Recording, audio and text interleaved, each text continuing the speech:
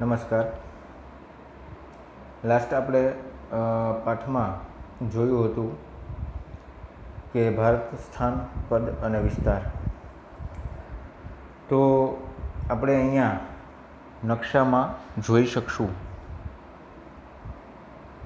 કે ભારત જે છે એ ઉત્તરથી દક્ષિણ સુધી કેટલા કિલોમીટરની લંબાઈ ધરાવે છે? તો કે 3214 કિલોમીટર.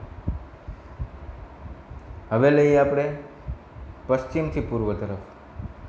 તો આ તમે જોઈ શકો છો, આ રેખા પશ્ચિમથી પૂર્વ તરફ, બરાબર. કેટલા કિલોમીટર અંતર ધરાવે છે? તો કે 2933 કિલોમીટર.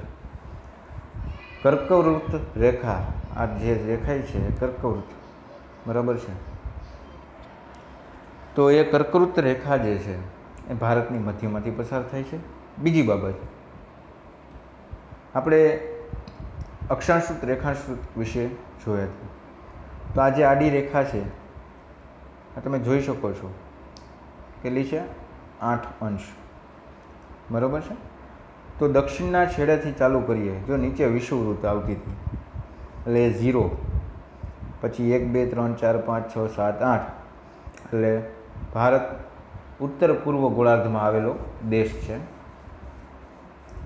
તો દક્ષિણથી ચાલુ કરીએ એટલે 8.4 અને ઉત્તર તરફ ભારત 37.6 ઉત્તર અક્ષાંશ વૃત્ત, બરાબર. જો અહીંયા 36 અંશ ઉત્તર અક્ષાંશ વૃત્ત, બરાબર. એટલે 37.6, 36થી પણ ઉપરનો ભાગ છે. તમે આ જોઈ શકો, આ રેખા જે છે એ નીચે છે, જ્યારે ભારત ઉપરના ભાગે, એટલે 37.6 જે છે એ અક્ષાંશ વૃત્ત જે છે, આડી રેખાને અક્ષાંશ વૃત્ત કહે છે.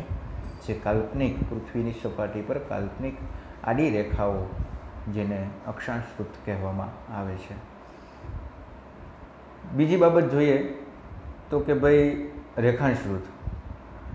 તો રેખાંશ વૃત્ત જે છે એ 68.7 થી પૂર્વ તરફ 97.25, એટલે અહીંયા 97.25, બરાબર છે. તો ઉપર તરફ હું જાઉં, જો આ રેખા ઉપર તરફ જશે તો ત્યાં જોઈ લઈ શકશો આપ કેટલી છે? 60 અને 96 પછી 97, બરાબર છે. તો એટલો વ્યાપ ભારત દેશનો છે, બરાબર છે. તો ભારતનો કુલ વિસ્તાર એટલે એનું ક્ષેત્રફળ તો કે 32,87,263 ચોરસ કિલોમીટરમાં વિસ્તરેલો છે. ચોરસ કિલોમીટર કેટલા, બરાબર. અને ક્ષેત્રફળની દૃષ્ટિએ જોતા ભારત જે છે એ વાત કરીએ તો આ આટલું મોટું જે ભારત છે એ ભારત ક્ષેત્રફળની દૃષ્ટિએ વિશ્વમાં, એટલે કે દેશ જે છે મોટો, સૌથી મોટો દેશ, પછી એના પછીનો દેશ અને એના પછીનો દેશ, એના પછી એવી રીતના 7મા ક્રમ ઉપર ભારત દેશ આવે છે વિસ્તારની દૃષ્ટિએ. ભારત વિશ્વના ભૂમિભાગ ક્ષેત્રના કેવળ, એટલે આ જે પૃથ્વી છે એ 100%, તો એનું ભારતનું આમાં જે જમીનનો ભાગ છે એ કેટલો? તો કે ખાલી માત્ર 2.42%. 2.42% જ ભારત જે છે એ પૃથ્વીની જમીન સપાટી જે છે એમાં વિસ્તરેલો છે, બરાબર. તો વિચાર કરો, આટલો મોટો ભારત દેશ અને માત્ર તો એ 2.42%. તો એનાથી મોટા દેશો પણ છે, બરાબર. 6 મોટા દેશો છે. તો અહીંયા આપણે જોઈએ 6 મોટા દેશો, યાદ રાખજો. 6 દેશ ભારતથી મોટા છે વિસ્તારની દૃષ્ટિએ. ક્યાં ક્યાં? તો કે રશિયા, કેનેડા, US, ચીન, બ્રાઝિલ, ઓસ્ટ્રેલિયા. હવે આને તમારે યાદ રાખવું હોય તો એક સૂત્ર છે RC² AB. હવે R એટલે તો કે રશિયા, C એટલે કેનેડા, બરાબર છે, અને A એટલે USA, बराबर। अमेरिकानो ए कर्यो छे, युनाइटेड स्टेट्स अमेरिका। अने स्क्वेर शुं काम कर्यो तो कि ए सी पाछो बीजी वखत सी 2 वार एटले अहींया पाछो सी एटले चीन, पछी बी ब्राजीलनो अने ए ऑस्ट्रेलियानो। आरसी स्क्वेर ए बी ए बराबर। सूत्र है आरसी स्क्वेर ए बी ए बराबर है। तो आ रीतना पण तमे देशोना नाम जे छे ए जनरल नॉलेजनी अंदर तमे पाका करी शको छो। आ रीते भारतनो भूमिभाग एशिया खंडनी दक्षिण तरफ आवेलो छे। भारतनो भूमिभाग जे छे एशिया खंडनी दक्षिण आपणे जोयुं हतुं ए बराबर है। तो जे आ एशिया खंड एनी दक्षिणे आवेलो छे, दक्षिण दिशा तरफ एशिया खंडनी, अने तेनी उत्तरमां ऊंची पर्वत श्रेणीओ सैकड़ों किलोमीटर लंबाईमां पश्चिमथी पूर्व दिशामां पथरायेल छे। एटले ऊंची पर्वत श्रेणी जे छे क्यां तो कि उत्तरमां, एटले आ उत्तरमां ऊंची पर्वत श्रेणीओ छे जे मैं टीक मार्क कर्युं छे त्यां।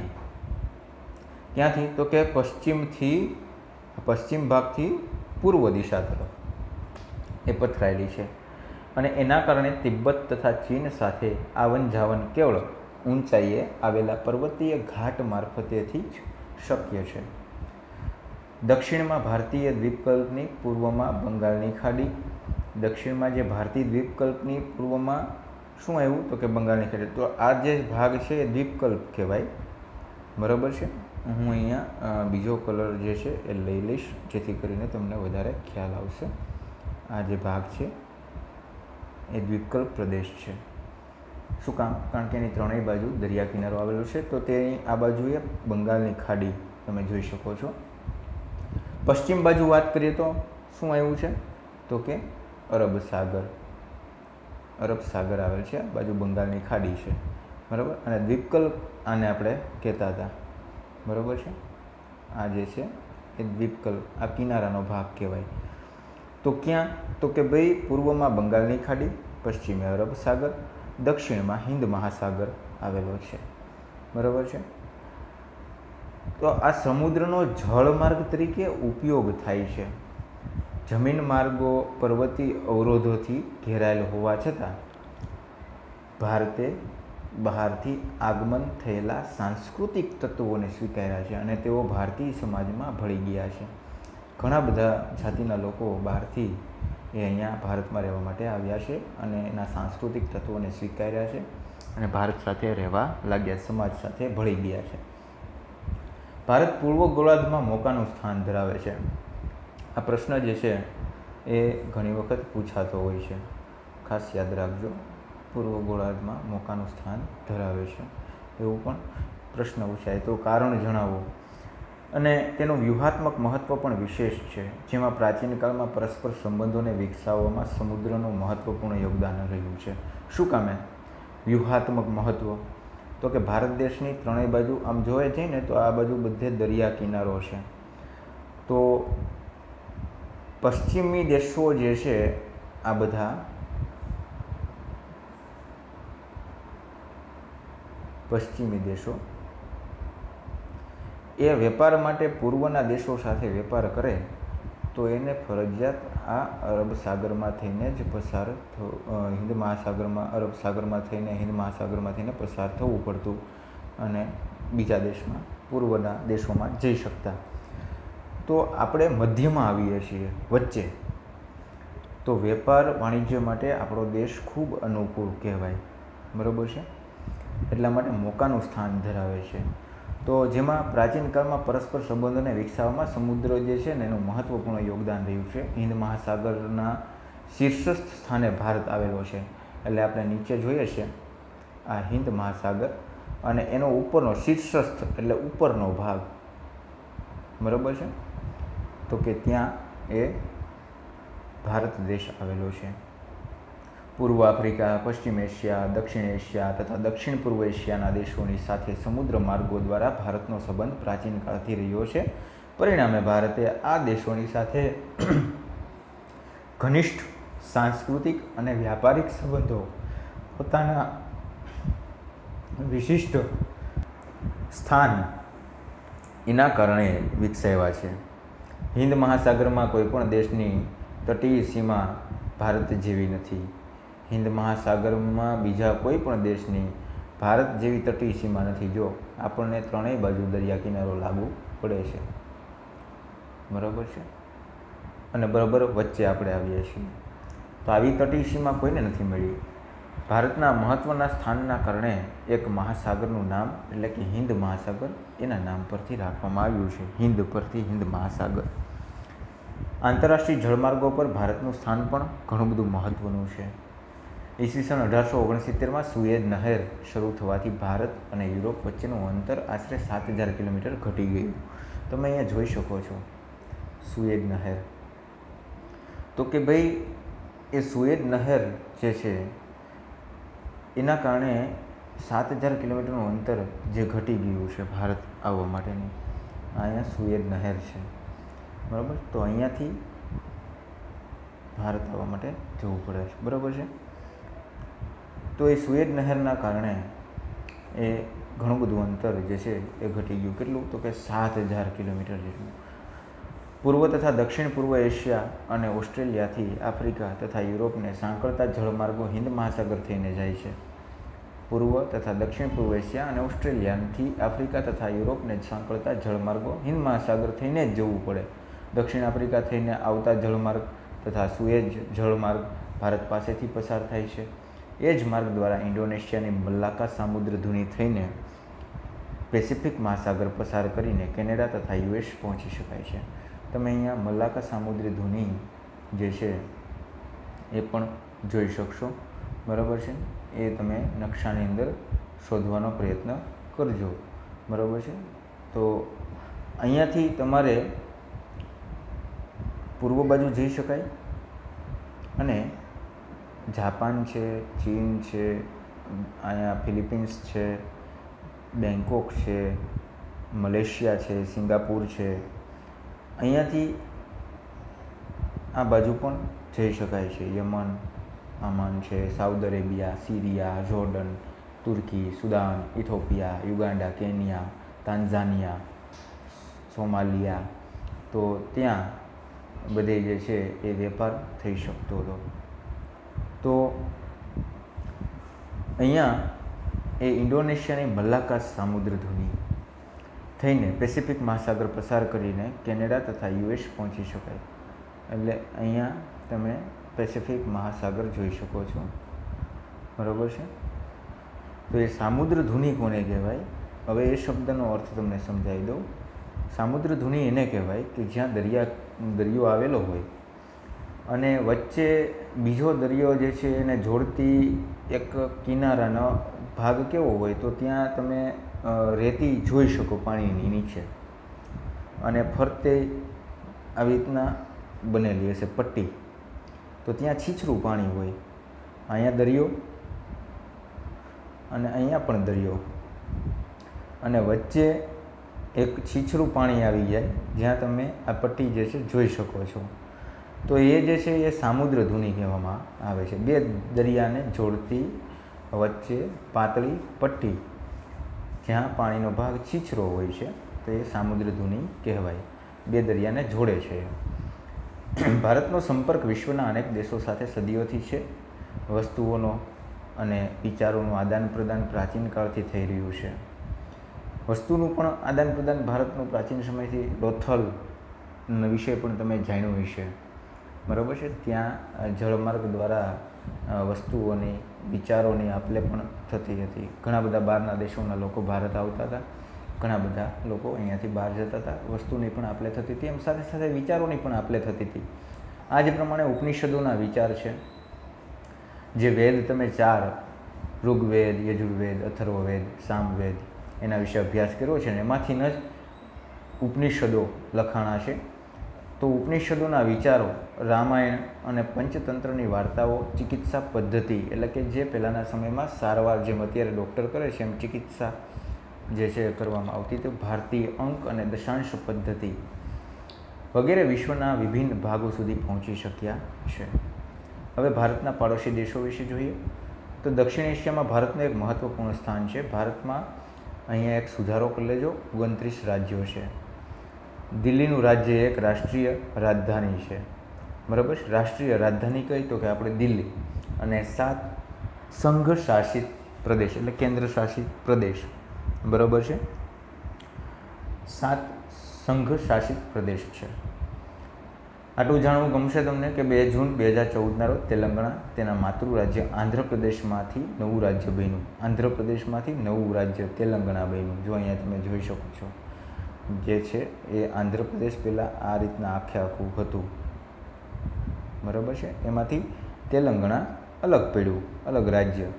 હવે અલગ રાજ્ય બની શકે, બંધારણ વખતે આપણે જોયું હતું, મેં તમને કીધું હતું, પણ એ અલગ દેશની માંગણી ન કરી શકે. તેલંગાણા દેશ અમારે નવો બનાવવો છે, બરાબર. કારણ કે ભારત જે છે એ જુદા જુદા ઘટકોનો સંઘ રાજ્ય છે, બરાબર છે. જુદા જુદા રાજ્યોનો બનેલો, બરાબર છે.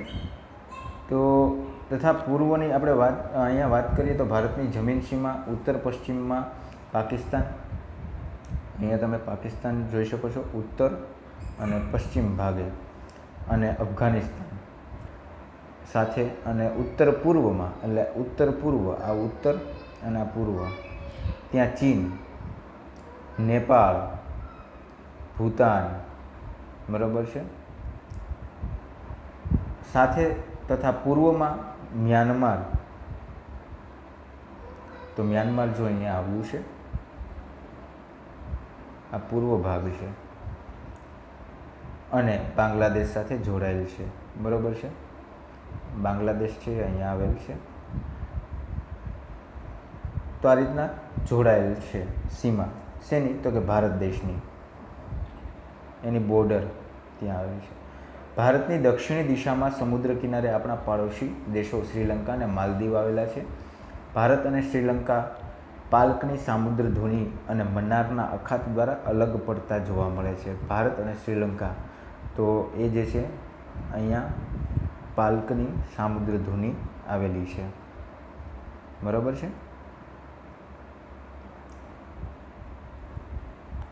મન્નારના અખાત દ્વારા અલગ પડતા જોવા મળે છે. અરબ સાગરમાં લક્ષદ્વીપ ટાપુઓ આવેલા છે. અહીંયા તમે અરબ સાગરમાં લક્ષદ્વીપ ટાપુ જોઈ શકો છો. જો આ અરબ સાગર છે અને લક્ષદ્વીપ ટાપુ છે.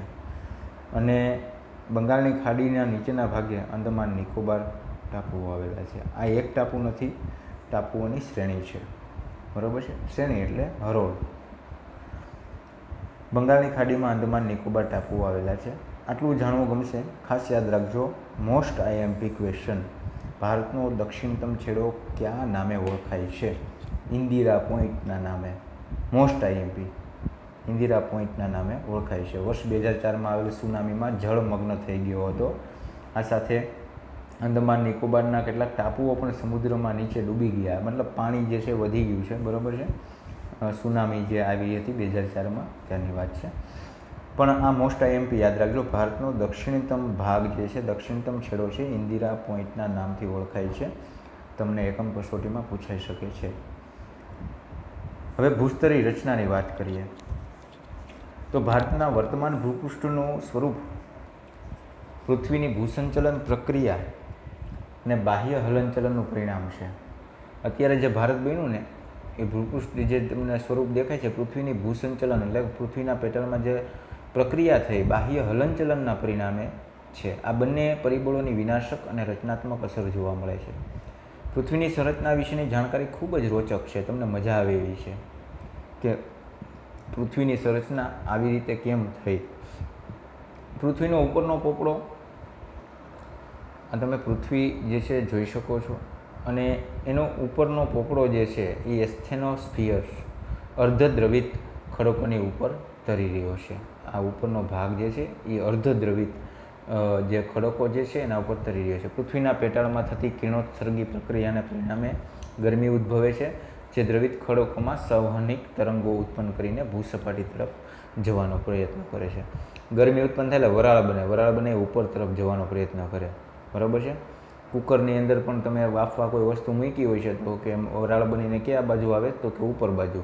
હવે ઉપરના ભાગે સીટી મૂકેલી હોય છે અને સીટીનો વજન જે છે એ વરાળ ઊંચકી નથી શકતી, એટલે સિટી નીચે બેસેલી હોય, પણ જ્યારે વરાળ ખૂબ ભરાય ત્યારે સિટીનો વજન પણ ઊંચકી શકે, એટલે સિટી ઊંચી થશે ને વાગશે, બરાબર. એટલે એ ઉપર તરફ વરાળ બનીને પ્રયત્ન જે છે બહાર નીકળવા કરે છે, ભૂસપાટી તરફ જવાનો પ્રયત્ન કરે. ભૂસપાટી એટલે કે પૃથ્વીની ભૂસપાટી, ઉપરનો ભાગ ભૂસપાટી કહેવાય, એ તરફ જવાનો પ્રયત્ન. ભૂકવચ તરફ ઉદ્ભવતા તરંગો દ્વારા ઉપરનું પડ ફાટીને મોટા મોટા ટુકડામાં વિભાજિત થઈ જાય છે, જેને મૃદાવરણી પ્લેટ, લિથોસ્ફિરિક પ્લેટ કહે છે. હવે આવી 7 મુખ્ય ભૂસંચલનની તકતીઓ પ્લેટો છે: પેસિફિક પ્લેટ, ઉત્તર અમેરિકન પ્લેટ, દક્ષિણ American plate, Eurasian plate, African plate, Indo Australian plate, Antarctica plate. તો અહીંયા તમે એ જોઈ શકો છો નકશામાં, બરાબર. દક્ષિણ અમેરિકન, ઉત્તર અમેરિકન, યુરેશિયન, બરાબર, આફ્રિકન, આ તમે જોઈ શકો છો. આ બધી પ્લેટો, આ જે ભાગ છે બધી પ્લેટ કહેવામાં આવે છે. આ બધી જુદી પડી છે, બરાબર, જે તરે છે, બરાબર છે, અને એના ઉપર આપણે રહીએ છીએ. તો 7 પ્લેટો. એન્ટાર્કટિક પ્લેટ, કેટલીક જગ્યાએ આ પ્લેટો એકબીજાથી દૂર થઈ રહી છે. ધીમે ધીમે ધીમે કેટલાય વર્ષોની પ્રક્રિયા એ થતી હોય છે. જો અહીંયા દેખાય છે આ પ્લેટ 2 છે, તો એ 2 દૂર થાય છે. હવે 2 દૂર થતી હોય ને એને અપસારી પ્લેટ કહેવાય. શું કહેવાય? અપસારી. ઘણા વર્ષો સુધી તમે જુઓ ત્યારે આ વસ્તુ જે છે ખબર પડે કે ભાઈ આ અહીંયા હતું આ દેશ, અને ઘણા વર્ષો, કરોડો વર્ષો પછી એ થોડોક દૂર ગયો, બરાબર. જેમ નજીક આવે છે ને 2 પ્લેટ, એને અભિસારી પ્લેટ કહેવાય, બરાબર છે. અને પ્લેટ જે ઘસાઈને આવી રીતના દૂર જતી હોય છે તો એને રૂપાંતરિત પ્લેટ કહે છે. અહીંયા તમે જોઈ શકો અપસારી પ્લેટ અને અભિસારી પ્લેટ. એના વિશે જોઈએ તો એકબીજાથી દૂર થઈ રહી છે તેને અપસારી પ્લેટ કહેવાય, જ્યારે કેટલીક એકબીજાની નજીક આવી રહી છે તેને અભિસારી પ્લેટ તરીકે ઓળખાય છે. હવે અપસરણ અને અભિસરણની ક્રિયાથી ભૂપૃષ્ઠ પર સ્તરભંગ અને ગેડીકરણ થાય છે. આ પ્લેટની ગતિવિધિઓ થકી લાખો વર્ષો દરમિયાન, લાખો વર્ષોની વાત કરી, બરાબર છે. કંઈ એક જન્મની અંદરમાં આપણે ન જોઈ શકીએ કે ઓકે આ દેશ જે છે એની જમીન એ ધીમે ધીમે ધીમે ધીમે કરતાં આપણા દેશ તરફ આવી રહી છે. તો લાખો વર્ષોની પ્રક્રિયા છે. એ દરમિયાન ભૂમિખંડોના આકાર અને સ્થાનફેર પણ થયા છે. એકબીજાથી વિપરીત દિશામાં ખસી જવાની આ પરસ્પર પ્રતિક્રિયા જ પૃથ્વીની બધી ભૂકંપીય અને જ્વાળામુખી ક્રિયાઓ માટે જવાબદાર છે. શું કામ આવી રીતના થાય ભૂકંપ અને જ્વાળામુખી ક્રિયાઓ? તો કે આ પરસ્પર જે પ્રતિક્રિયા થાય છે એકબીજાથી વિપરીત દિશામાં ખસી જવાની આ પરસ્પર જે પ્રતિક્રિયા, તો એ ભૂકંપીય અને જ્વાળામુખી ક્રિયાઓ માટે જવાબદાર છે. સરકતી કે ખસતી આ પ્લેટો જ્યાં એકબીજા સાથે ટકરાઈ રહી છે ત્યાં શું થાય? પર્વતનું નિર્માણનું કારણ બને છે. એ પ્લેટો જ્યાં એકબીજાથી દૂર ખસે ત્યાં ભૂમિખંડો અને મહાસાગરોમાં ફાટોનું નિર્માણ બને. આ પ્લેટો પર આવેલા ભૂમિખંડો નિરંતર ખસતા રહે છે. આ પ્રકારની પ્લેટોને રૂપાંતરિત પ્લેટો કહે છે. તો આ ભૂમિખંડો એ નિરંતર ખસતા રહેતા હોય છે, તો એવા પ્રકારની પ્લેટ જે છે એને રૂપાંતરિત પ્લેટ કહેવાય. હવે તમે આ જોઈ શકો છો, આ પ્લેટ જુઓ તો એ 2 સામસામે આવે છે. હવે એકબીજાને અથડાય એટલે આ પ્લેટનો ભાગ નીચે ગયો અને એની ઉપર આ જમીનનો ભાગ ચડ્યો એટલે ગેડીકરણ થયું. એટલે ત્યાં શું બને? પર્વત બને, બરાબર છે. અને જ્યાં દૂર જાય છે અપસારી, બરાબર છે, તો આપણે જોઈએ છીએ કે ત્યાં વચ્ચે ફાટ પડે, કારણ કે એકબીજી 2 જુદી પડે છે, બરાબર. 2 વસ્તુ તમે લઈ લો અને 2 વિરુદ્ધ દિશામાં તમે આમ ખેંચો હાથથી તો વચ્ચે ભાગ ખાલી પડ્યો એટલે ફાટ પડી એમ કહેવાય.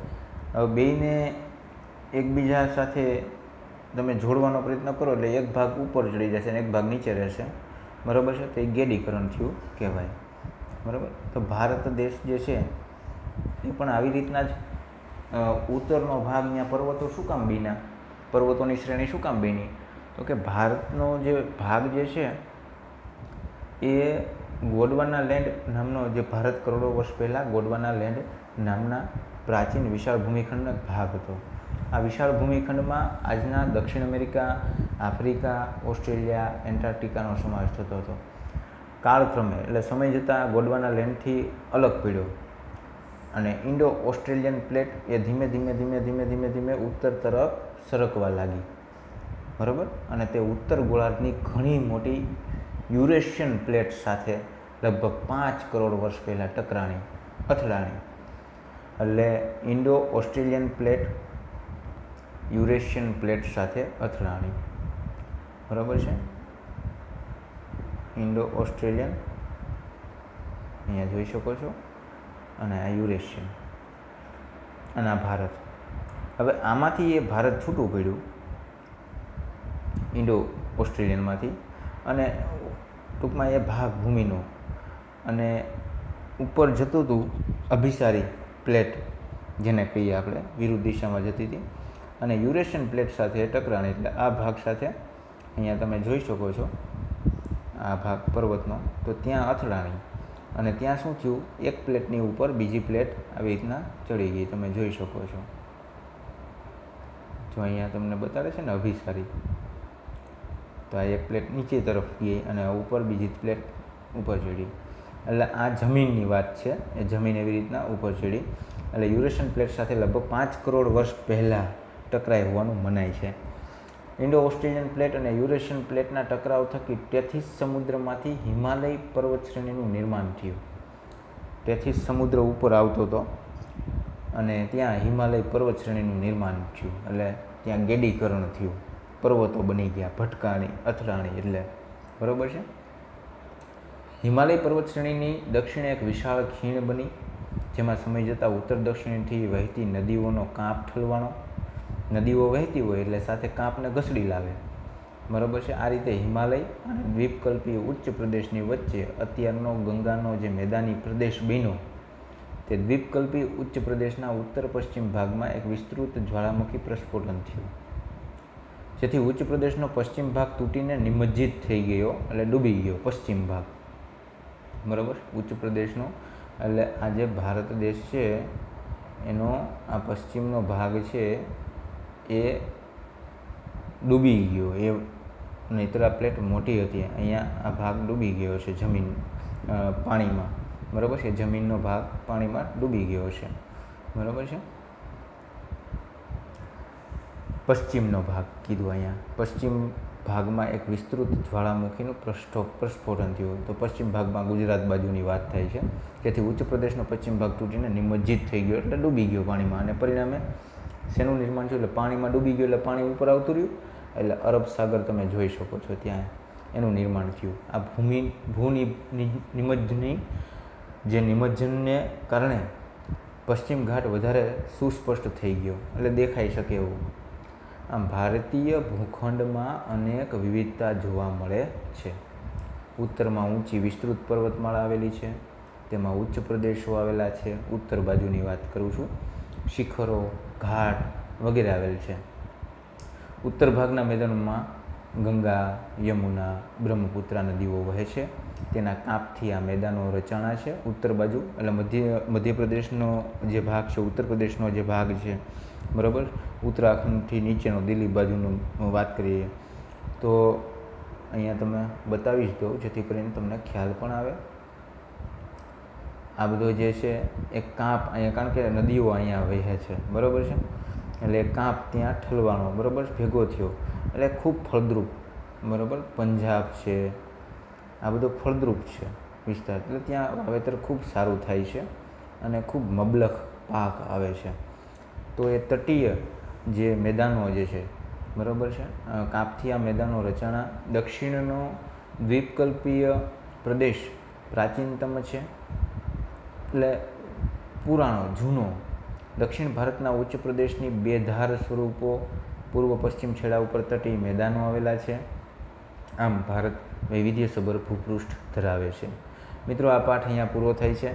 ખાસ મોસ્ટ આઈએમપી તમને કહી દઉં, એક કર્કવૃત રેખા તમને એકમ કસોટીમાં પૂછાઈ શકે છે, બરાબર છે, એ ખાસ તમે પાકું કરી લેજો. અને એક દ્વીપકલ્પ જે છે એ, એટલે આ બધી વસ્તુ જે છે આ ખાસ આમાંથી 2 એકમ કસોટીમાં પૂછવાનું હશે, એ ખાસ મોસ્ટ આઈએમપી કરી લેજો, બરાબર છે. બાકી તો ડેલહાઉસીએ ક્યાં સુધારા કર્યા છે, ભારત આવવા માટેનો જળમાર્ગ કોણે શોધ્યો છે, આવા બધા પ્રશ્નો જે છે એ પાકા કરી લેજો. બાકી મૂળભૂત અધિકારો જે આપણને હકુ જે છે એ મળ્યા છે એના વિશે પણ પાકું કરી લેજો, એ પણ મોસ્ટ આઈએમપી છે, એટલે ખાસ યાદ રાખજો, એટલું પાકું કરી લેજો, બરાબર છે. અહીંયા પાઠ પૂરો થાય છે.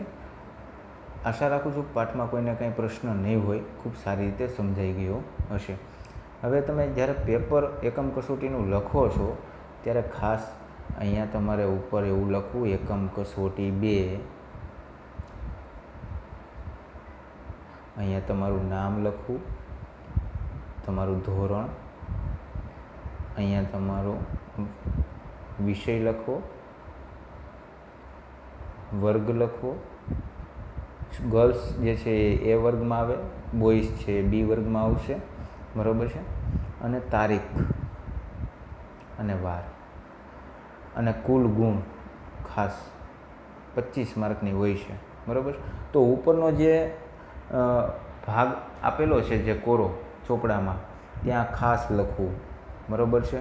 એકમ કસોટી 2, નામ, ધોરણ, વિષય, વર્ગ, તારીખ, વાર અને કુલ ગુણ, બરાબર. પછી જ એકમ કસોટી લખવાની છે, બરાબર છે. ખાસ યાદ રાખજો અને અક્ષર ખૂબ સુંદર કરજો, બરાબર છે, જેથી કરીને માર્ક સારા આવે. અને બોર્ડની એક્ઝામ છે તમારી આ પ્રકારની, અને એ તમારા માર્ક તમારી વાર્ષિક પરીક્ષામાં ઉમેરાશે, તમને એ ટકાવારી સારી એવી લાવવામાં મદદરૂપ થશે. જેમ તમારી વાર્ષિક પરીક્ષા તમે આપો છો એવી જ રીતના આ વાર્ષિક પરીક્ષા જ ગણવાની, બરાબર, જે તમારું બોર્ડ દ્વારા લેવામાં આવે છે, બરાબર છે, એકમ કસોટી. એટલે ખાસ મિત્રો યાદ રાખજો અને ખૂબ સારી રીતે એકમ કસોટીની તૈયારી કરજો. જય હિન્દ, જય ભારત.